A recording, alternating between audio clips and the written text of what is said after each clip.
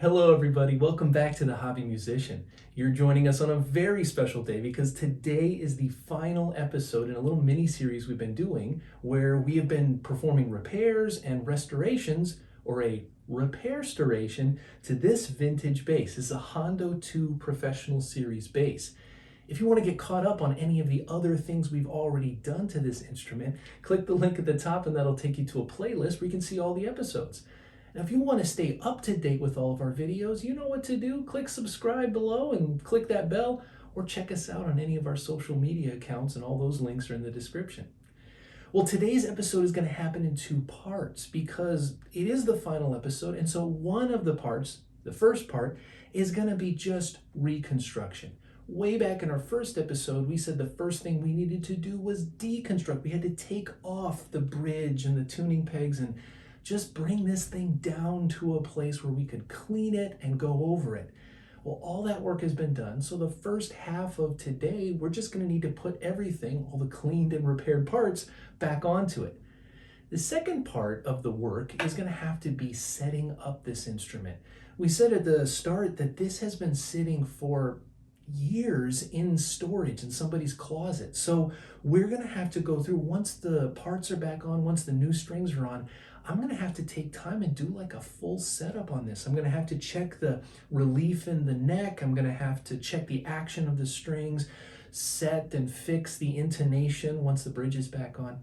So those are the two parts of what I'm going to have to do. And then the fun part is, after all that's done, we're going to come back and we're going to put this thing through its paces. We're going to hear how it sounds and really check out these pickups, because at the start we said one of the reasons people liked this bass back when it came out was the pickups. These are original DiMarzios, and so we want to see how those really sound. So to not bore you to death with all of the individual parts, what you're going to see now, I'm going to switch over to a time lapse and you'll see all that work.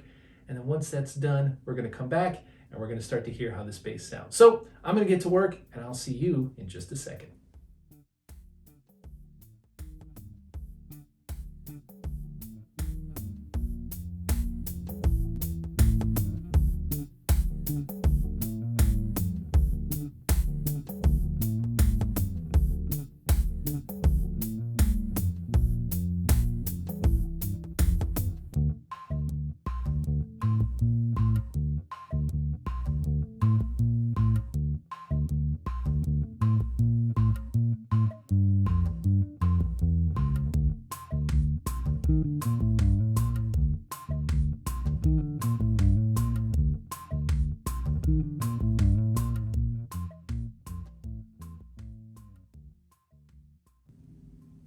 Okay, everybody, we're all ready. As you can see in that time lapse, there were a couple of places where I spent a little more time. After I got the strings on and I was checking the basic setup of this instrument, I noticed a couple of things that I had to work on a little bit. The way that this bridge is made in particular, there's a certain depth that it can go down. These screws kind of gauge the distance, the height of it. And as I was trying to check the action, how high the strings were, I was measuring the height, and I wanted to get them a little bit lower, just into my preferred playing zone. And I realized I kind of had this bridge as low as it could possibly go. So just with a little bit more time, I might think on this more and might have to come back and see if I can modify it a little bit. The other thing that you saw me do was I did make an adjustment to the neck.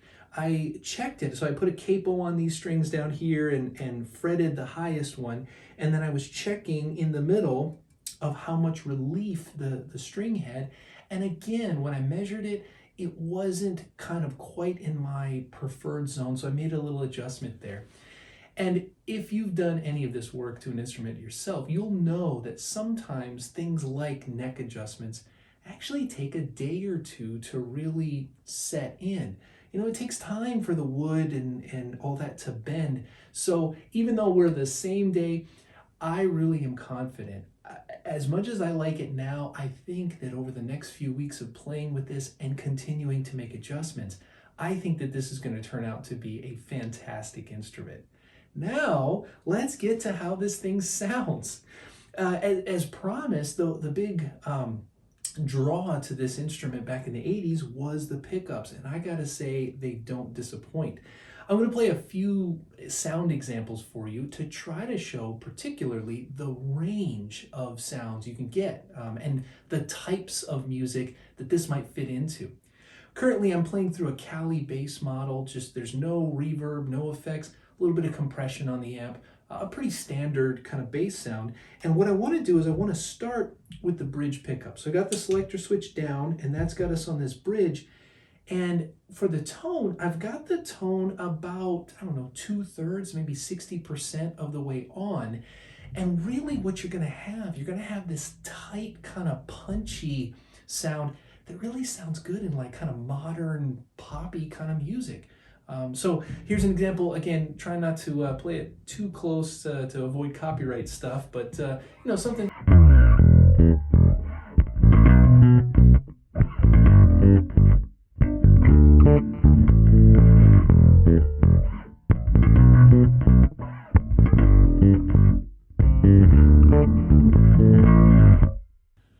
Just really tight, punchy. You can kind of hear that fitting in, and you can keep it here, and it really does sound great, kind of like with a little slap bass kind of a rig. So just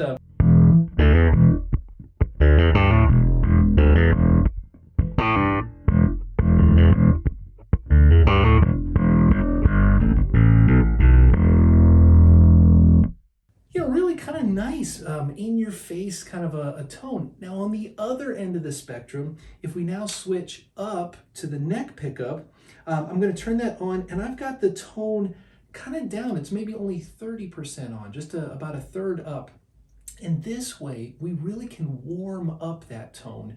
And you kind of hear this, to me, it sounds very much like it would fit in kind of those old school kind of jams. So, just something super classic,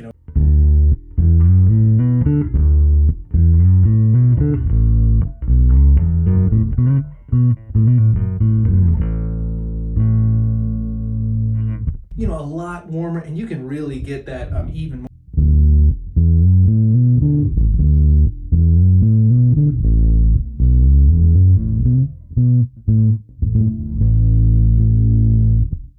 But this kind of a tone also really suits, or it sounds to me like it would suit other techniques as well. So if you play a lot of tapping stuff in your lines, really same kind of a combination. Neck pickup about a third of the way on with tone, and you can get pretty good sounds.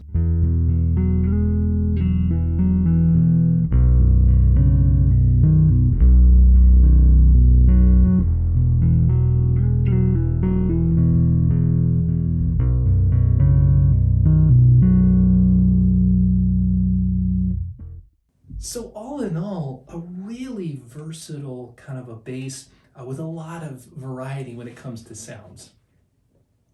Well, I want to thank you so much for coming on this journey with us, and hopefully along the way you might have picked up a tip here or there on things that you can do to repair or restore instruments that you might own. As always, I want to thank you for watching, and until next time, play on, my friends, play on.